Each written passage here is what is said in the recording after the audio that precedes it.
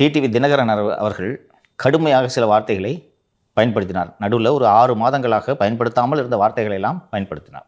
துரோகத்தை எதிர்த்து தொடங்கப்பட்ட கட்சி இது. நாங்கள் சரி சேர்ந்துக்குவாங்க என்று நான் சேரலாம் என்று நினைத்தால் ஆணவத்தோடு மமதையோடு பேசுகிறார்கள். நாங்கள் இப்போ போய் சேர்ந்தோன்னா துரோகம் வெற்றி பெற்றதாக ஆகிவிடும். 24 பிஜேபி கூட்டணியோடு நாங்கள் ட்ராவல் பண்ணது மோடிஜி அவர்கள் பிரதமர் ஆனால் தான், விஸ்வகுருவால் தான் இந்தியாவை காப்பாற்ற முடியும் என்பதற்காக நாங்கள் அந்த கூட்டணியில் இருந்தோம். ஆனால் இது மாநில சட்டப்பேரவைக்கான தேர்தல். சரி சேர்ந்து இருக்கலான்னு பார்த்தா ஊராக போய் ஆணவமாக பேசிக்கிட்டு இருந்தால் நாங்கள் எப்படி சேருவது என்று சொல்கிறாரா? அப்போது இன்னும் அந்த கடுமையான அந்த பர்சனல் கிளாஷ்ன்றது இன்னும் போகல, அந்த காயம் இன்னும் அப்படியே அங்கே இருக்குது இல்லையா? ஸோ இந்த நேரத்தில் ஏன்ப்பா வாம்பா இல்லை ஒன்றா உட்காருங்கப்பா பேசுங்கப்பா அப்படின்னு சொன்னால் டிசம்பருக்குள்ளே கட்டி உருளுவாங்களா மாட்டாங்களா? உருளுவாங்க சார். இப்போ என்ன அவசரம்? அடுத்த மாதம் தேர்தலா?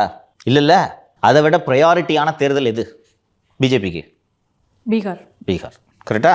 இப்போ அடுத்த தேர்தல் வேறு எங்கேயாவது இருக்கா? பீகார் தானே. பீகார் ப்ரையாரிட்டி இல்லையா? அவங்க வேறு பைக் யாத்திராலாம் நடத்திக்கிட்டு பெரிய ரொம்ப உடச்சல் கொடுத்துட்ருக்காங்க. ஓகேவா? அதை முடிச்சுட்டு